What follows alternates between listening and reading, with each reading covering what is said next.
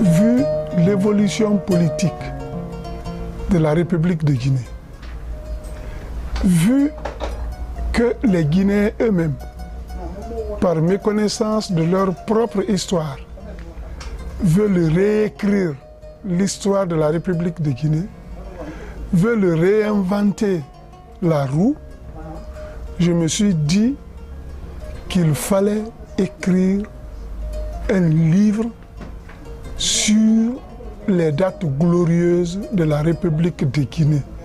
Ces dates sont le 25 août 1958, l'arrivée du général de Gaulle à Conakry, le 28 septembre 1958, le nom légendaire sorti de l'usine de la dynamique populaire par lequel les populations de la Guinée française ont refusé la constitution de la Ve République.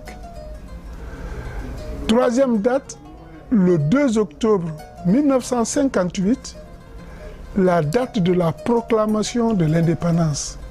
Il faut noter que la Guinée est indépendante depuis le 28 septembre, parce que la constitution de la Ve République stipulait que toute colonie qui n'accepterait pas, qui ne répondrait pas oui, peut aller directement à l'indépendance. La Guinée ayant répondu non, le 28 septembre 1958 était automatiquement indépendante. Donc le 2 octobre est la date de la proclamation de l'indépendance.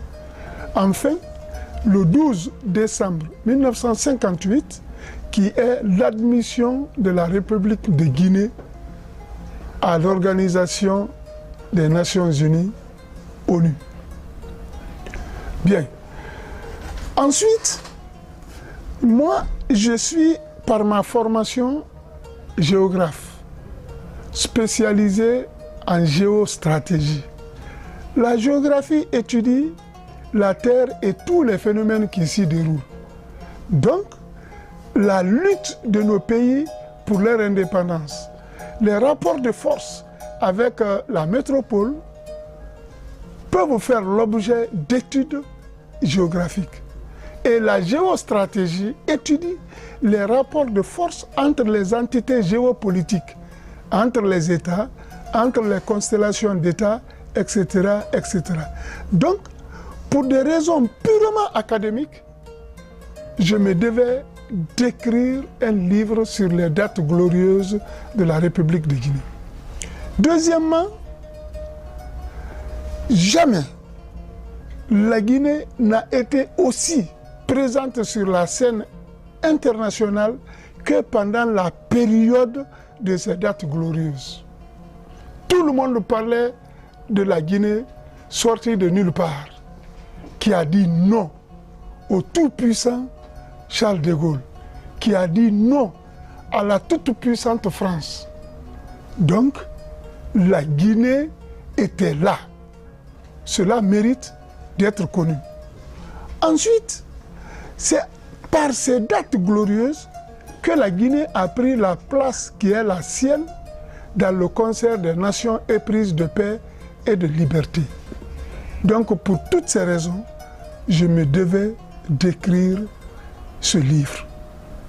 Aujourd'hui, les états-majors des partis politiques en République de Guinée se sont transformés en état-major de la violence.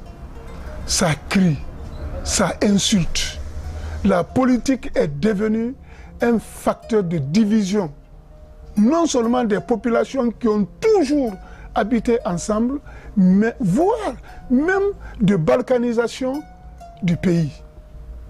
Donc, il me fallait rappeler aux Guinéens que nous avons une histoire glorieuse, une histoire qui doit nous permettre de rester toujours modèle en Afrique.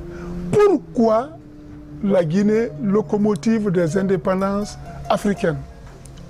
Après avoir dit non, la Guinée a accédé à l'indépendance et est entrée aux Nations Unies. Elle discutait sur la même table des mêmes sujets que l'ancienne métropole de France.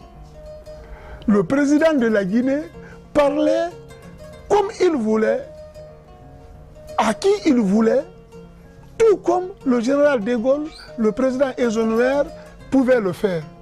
Donc, les autres colonies, on dit, mais pourquoi pas nous? Si la Guinée est aujourd'hui responsable à part entière de son destin, pourquoi pas nous?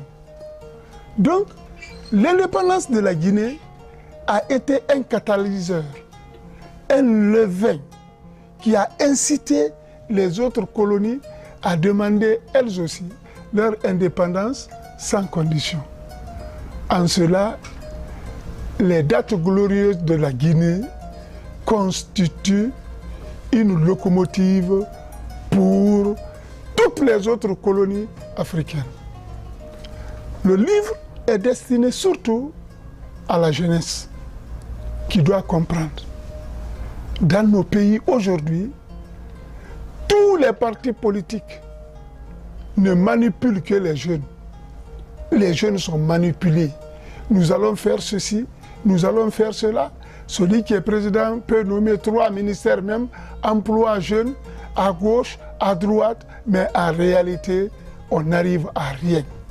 La jeunesse doit savoir, elle doit comprendre pour s'assumer. C'est pourquoi j'ai écrit ce livre, non seulement à l'intention de la jeunesse guinéenne, mais aussi et surtout à l'intention de toute la jeunesse africaine.